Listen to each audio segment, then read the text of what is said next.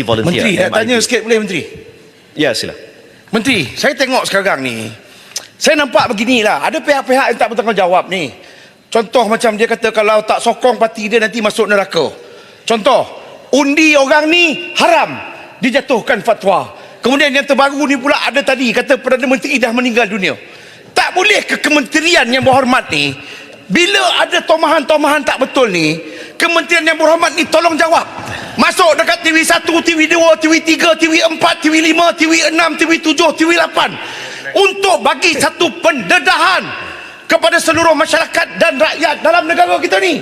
Contoh macam dia sebut, Sabar. kalau orang ni jadi Perdana Menteri, nanti dia akan halalkan LGBT. Itu tidak berlaku. Sebab itu saya nak minta Menteri, ada kementerian, gunakan kementerian untuk jawab balik tomahan tak betul yang dilemparkan oleh pihak yang tidak bertanggungjawab. Sabar, jangan. Tuan Speaker.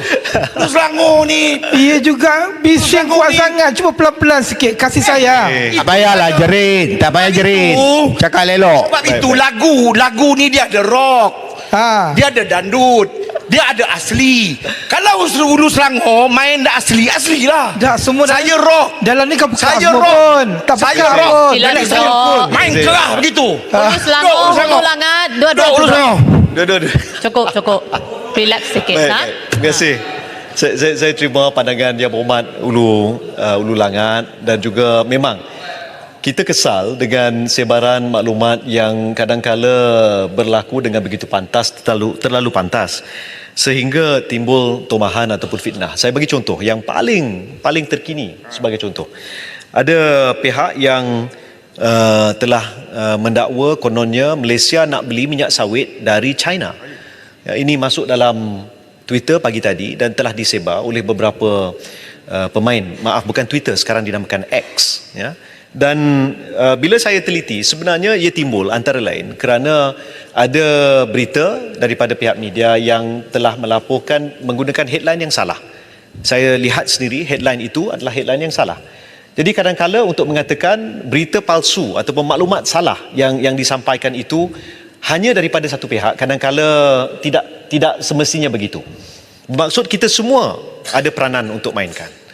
Kalau salah satu dari kita gagal untuk menyampaikan, maksudnya perawi tu, yang penyampai berita tu, maksudnya kita semua gagal. Maka nasihat saya kepada semua, termasuk diri saya sendiri, bila kita dapat sebarang maklumat zaman sekarang ini, kita semak, adakah berita ini disampaikan dalam mana-mana organisasi media yang lain, dan kita boleh semak sebenarnya. Sekarang kebanyakan daripada portal dia akan melaporkan berita yang sama. Sekiranya ada ketidakserasian yang terlalu jauh menyimpang, bermaksud salah satu daripada portal berita ini tidak bercakap dengan benar, tidak melaporkan berita yang benar. Saya jemput Yang Berhormat Menteri. Yang Berhormat Keluang tadi ada sebut nama dia. Baik. Ya, terima kasih Yang Berhormat Menteri. Terima kasih atas jawapan dan juga maklum balas yang sangat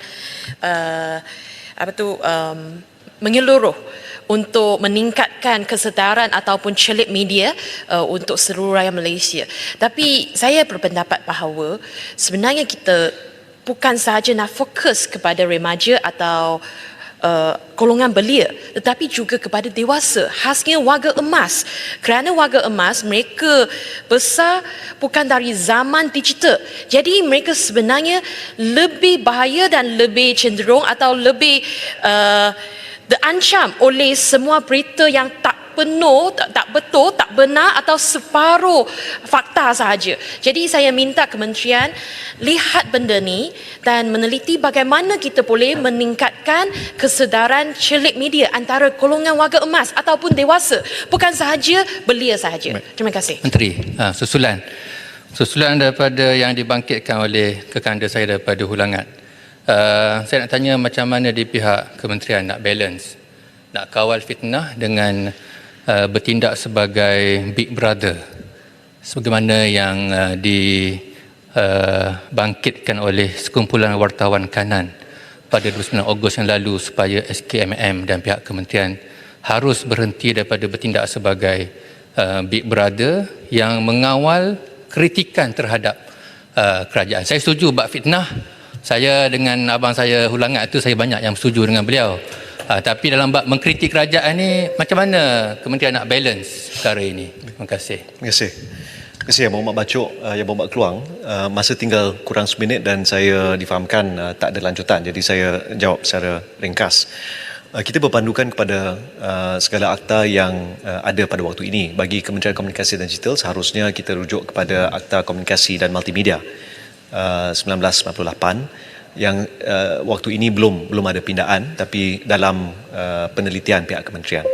Walau bagaimanapun, ada beberapa perkara, sebagai contoh, sekiranya ada sebaran yang pihak mana-mana kementerian lain yang bertanggungjawab kepada hal itu ada mengeluarkan kenyataan, menafikan ataupun menidakkan ataupun memberi penjelasan, maka kita akan ambil itu sebagai tanda aras bagi mengambil sebarang tindakan selepas itu. Dan yang saya maksudkan adalah sekiranya perlu bagi pihak kementerian bawah SKMM, kita ada portal sebenarnya.my sebagai contoh, dan itu adalah portal yang baik, dan saya gesa semua sahabat-sahabat ahli parlimen untuk dari semasa ke semasa meneliti laman web tersebut sebenarnya.my untuk mendapatkan maklumat yang sahih. Juga kepada para pelajar yang sedang menonton secara langsung dalam dewan kita, cek sebenarnya.my untuk mendapatkan maklumat sama ada perkara yang viral itu betul ataupun tidak. Jadi kita gunakan itu sebagai salah satu perkara. Cuma saya sebut perkara yang akhir. Menteri, sekejap, Ampang.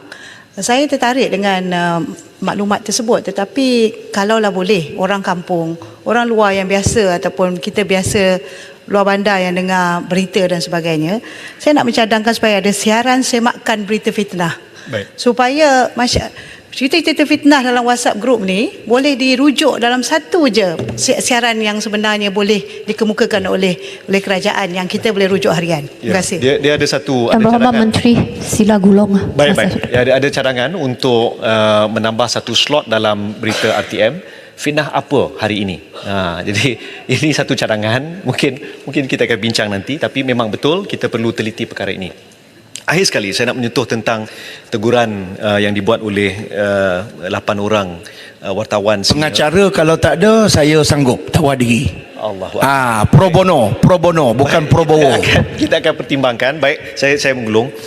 Alhamdulillah, sepanjang Yang Berhormat Tambun mentadbir dan bersama kerajaan perpaduan ini, tidak ada seorang pun wartawan yang telah ditangkap oleh pihak berkuasa. Tidak ada satu surat khabar yang telah ditutup. Tidak ada apa-apa tindakan seperti itu, maka memang kita tak boleh nafikan. Sekarang ni lebih terbuka. Itu adalah komitmen pihak kerajaan, komitmen Yang Berhormat Tambun, maka kita akan kekal. Not a single reporter has been arrested seperti yang pernah berlaku zaman pandemik dulu.